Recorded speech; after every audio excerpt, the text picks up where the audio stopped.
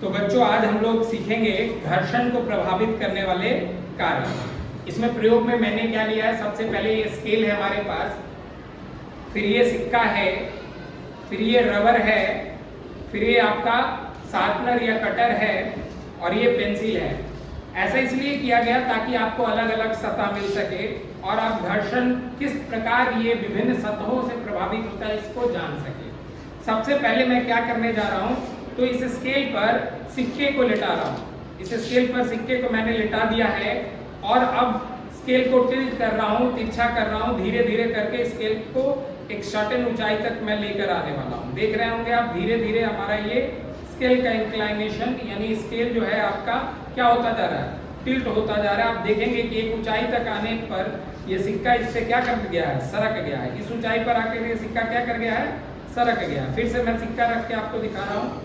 इस ऊंचाई पर सिक्का क्या हो रहा है, सरक जा रहा है। इस ऊंचाई पर सिक्का क्या हो जा रहा है, सरक जा रहा है। देखिए आप, सरक जाएगा ये सिक्का।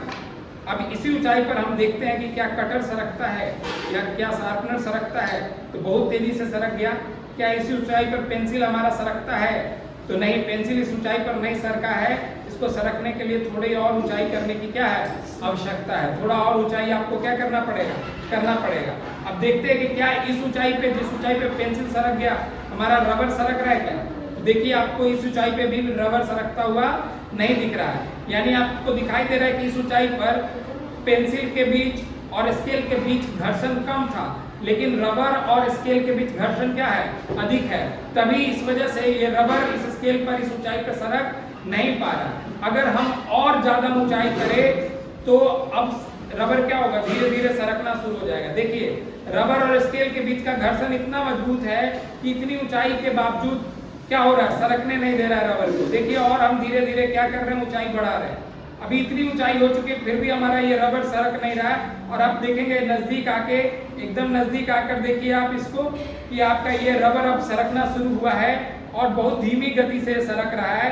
रबर को आप देखेंगे बहुत धीमी गति से सरक रहा है और बहुत धीरे धीरे जा रहा है। लग रहा है ऐसे जैसे गाड़ी में ब्रेक लगा हुआ हो और वो चीजें आगे बढ़ रही हो। एकदम धीमी गति से आपका सरक रहा है। ये एकदम धीमी गति से रबर क्या हो रहा है, सरक रहा है। आपको दिख रहा होगा एकदम धीमी गति से ये रबर नीचे की ओर क्या हो रहा है, जा रहा है एकदम धीमी गति से, जबकि ऊंचाई हमारा काफी अधिक हो चुका है। देखिए इतनी ऊंचाई के बावजूद भी रबर सरक नहीं रहा है स्केल से, यानी रबर और स्केल के सतह के बीच घर्षण क्या है, काफी अधिक है। और अंततः ये आपका क्या हो गया, रबर गिर गया।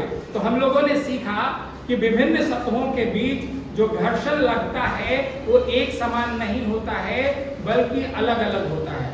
अलग अलग सतहों के बीच का घर्षण आपका क्या होता है, अलग अलग होता है।